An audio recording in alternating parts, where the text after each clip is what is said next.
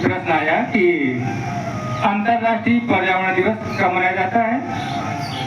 5 जून को। ये विशेष ध्यान रखें।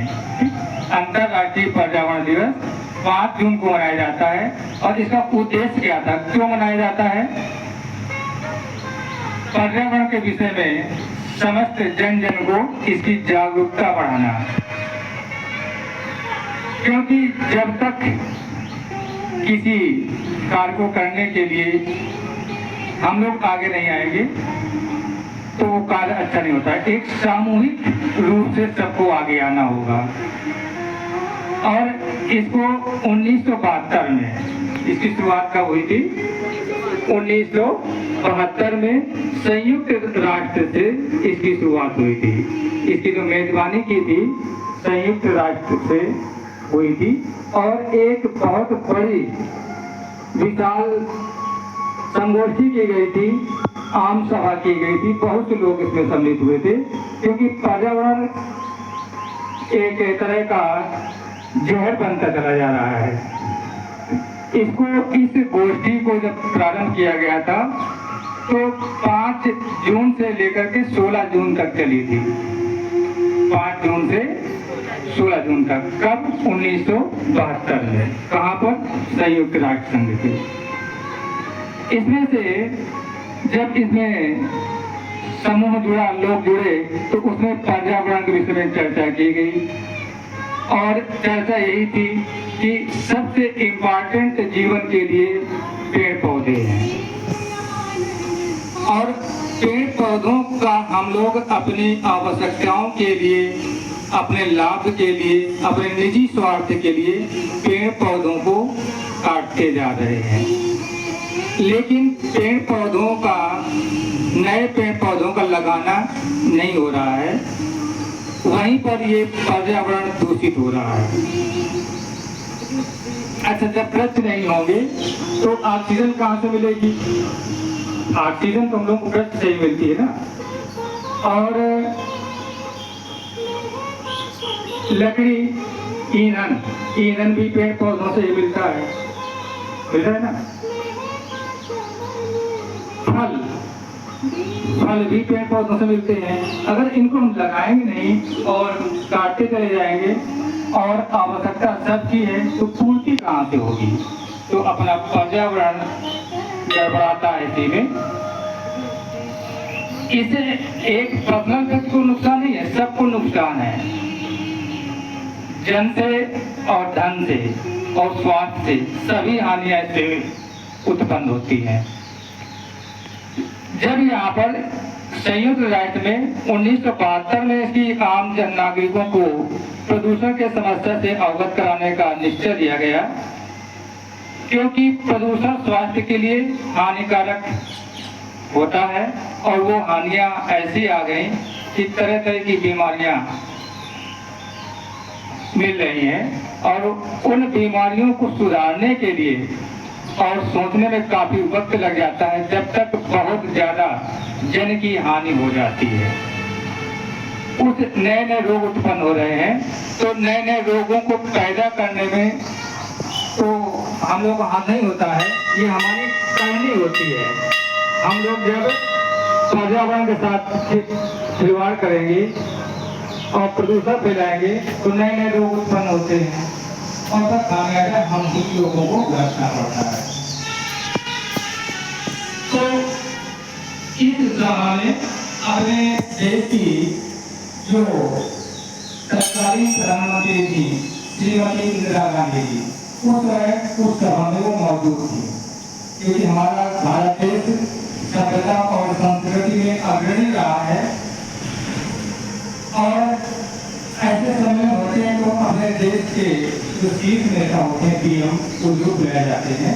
तो उस समय जो मौजूदा 1972 में प्रधानमंत्री थी श्रीमती इंदिरा गांधी जी, वहाँ पर मौजूद थी और उन्होंने बहुत इस पर्यावरण, अंतर्राष्ट्रीय पर्यावरण पर बहुत बड़ा भाषण दिया था, अच्छा भाषण दिया था। उसे संपूर्ण विश्व प्रभावित हुआ था और लगा था कि नहीं, पर्यावरण पर हम सबको आगे आना चाहिए, पहल करना चाहिए। ये दिन भारत के लिए बहुत अहम दिन था, क्योंकि हम लोगों की अगुवाई में, हिंदुस्तानियों की अगुवाई में अंतर्राष्ट्रीय पर्यावरण दिवस की शुरुआत हो रही थी। इसके बाद बहुत से देशों ने समर्थन किया। तब 1973 से 5 जून को ये अंतर्राष्ट्रीय पर्यावरण दिवस निरंतर मनाया जाता रहा है, हम लोग चले आ रहे हैं।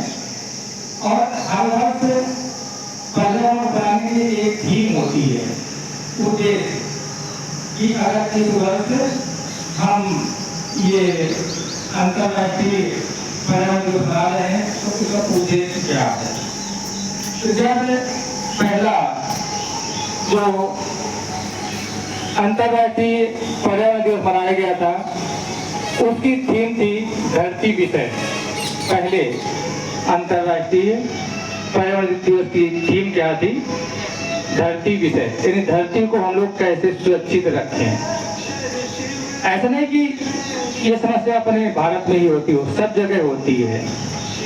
तो इस धरती को सुरक्षित रखने का जिम्मेदारी हम लोगों पर ही है।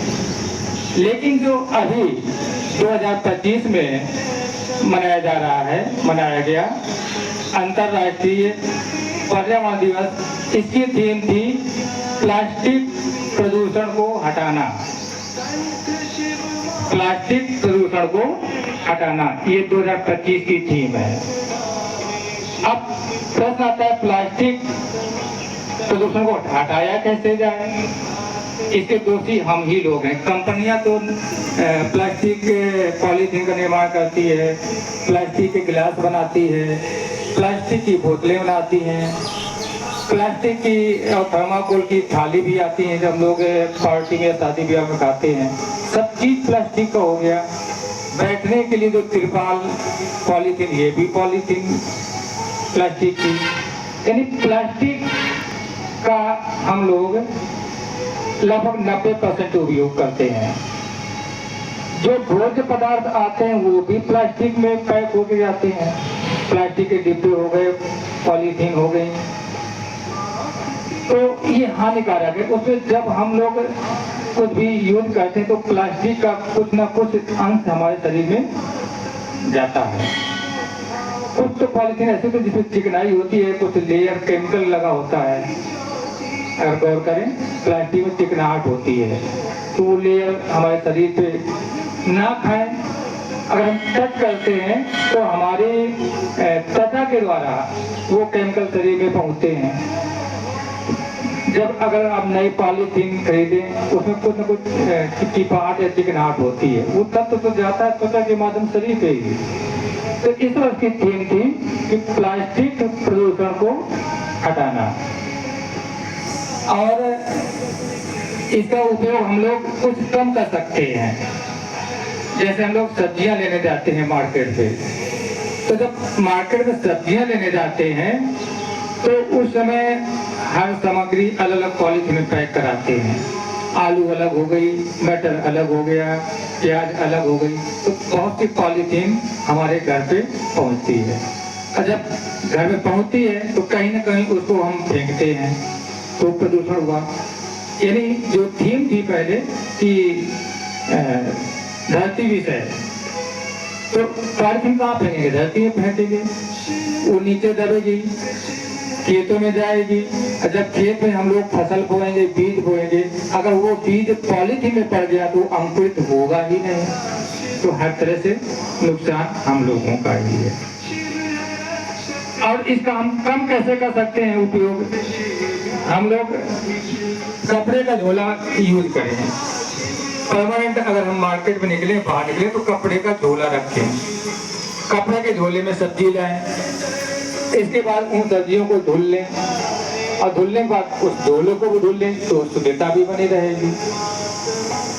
और खाद्य पदार्थों में जैसे हम लोग चाय पीते हैं मार्केट पे, तो वो भी जो गिलास होता है वो प्लास्टिक मिक्सिंग का होता है। जब गर्म पदार्थ या गर्म खाद्य पदार्थ प्लास्टिक में डाला जाता है तो वो कुछ ना कुछ उसका तत्व तो हमारे पेट पे जाएगा ही भोजन के द्वारा, तो ये बहुत हानिकारक है।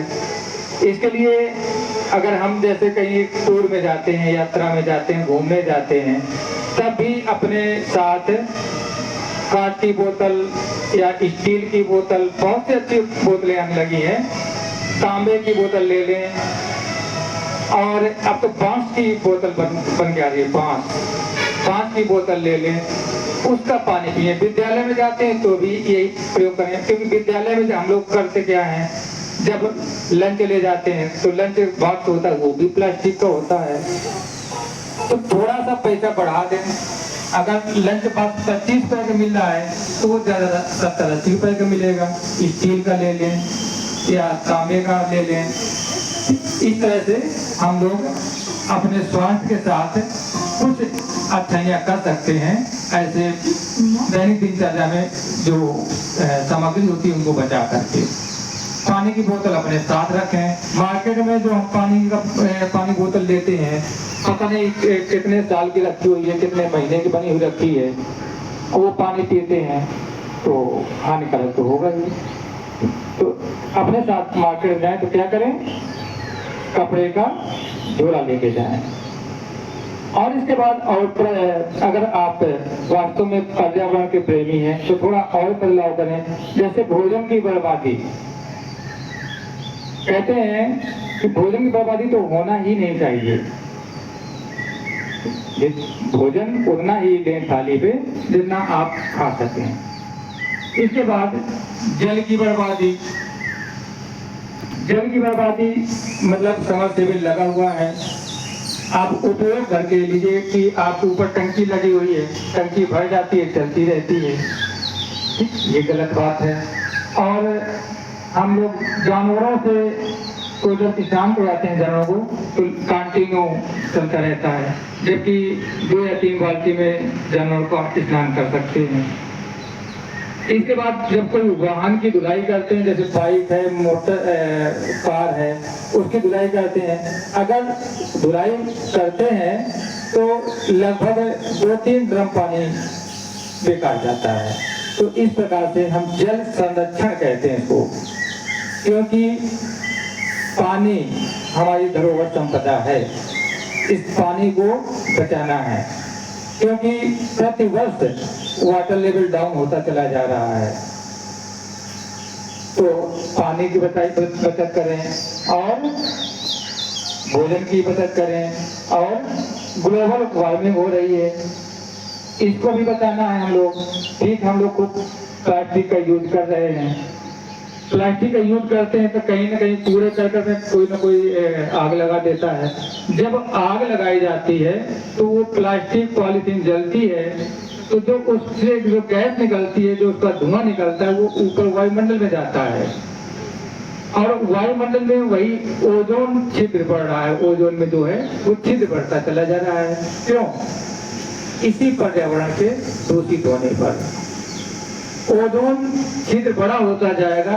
जैसे जैसे ओजोन का छिद्र बढ़ेगा वैसे वैसे सूर्य की तपश नीचे ज्यादा आएगी, सूर्य की जो गर्मी है वो नीचे ज्यादा आएगी। अब जैसे 4 महीने की ऋतुएं होती हैं, गर्मी, जाड़ा और बरसात, तो गर्मी तो मतलब 10 महीने होती है, ठंडी का समय तो 2 महीने रहता है ना। गर्मी ज्यादा है, यही कारण है कि ओजोन परत में छिद्र बढ़ रहा है हम लोगों की गलतियों के कारण। सबसे घातक है प्लास्टिक से बनी वस्तुएं, और प्लास्टिक से बनी वस्तुएं हम खरीदते हैं, उनको फेंकते हैं, और फेंकने के बाद जलाते हैं, या ये किसी कंपनी में जाती है, जब कमाने दे देते हैं तो कंपनी में जाती है तो वहाँ भी इसको किसी न किसी रूप से गलाया जाता है और फिर नए प्रोडक्ट बनाए जाते हैं। तो जब गलाया जाएगा तो उससे कुछ ना कुछ गैस तो निकल करके वायुमंडल पे ही जाएगी, और वही हम लोग सांस के माध्यम से पी लेते हैं। तो ये क्रम चलता रहा है, उसका एक ही माध्यम है कि हम लोग जागरूक हों। पर्यावरण के विषय में हम लोगों को जागरूक होना बहुत आवश्यक है। और इसके लिए अब उपाय क्या करें? उपाय यही करें कि अपनी लाइफ में, अपने जीवन में एक वृक्ष लगाएं, बड़ा वृक्ष। ये नहीं कि छोटे छोटे गेंदे के पौधे लगा दिए या पुष्प के पौधे लगा दिए।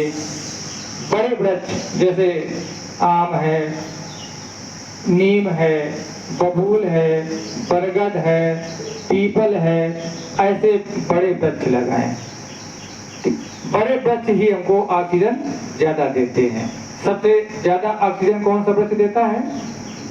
पीपल, बरगद। छोटे पौधे भी घर में लगाएं।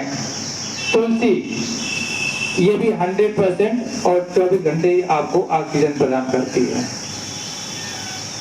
तो तुलसी माता को घर में लगाएं, उनका पूजन करें, उनकी देख रेख। अब पौधे लगाने का मतलब ये नहीं कि केवल हम पौधे लगा दें, फोटो खींच लें, वीडियो बना लें और इसके बाद नेट में इंटरनेट वायरल कर दें कि हमने पौधे लगाए। पौधों की सेवा एक छोटे बच्चे के समान की जाए। जिस प्रकार से एक बच्चे की परवरिश की जाती है, उसी प्रकार से उस पौधे की परवरिश की जाए। तब तो अच्छा है पौधे लगाना, नहीं तो बेकार है। तो ये अभी चर्चा हुई अंतर्राष्ट्रीय पर्यावरण दिवस पर।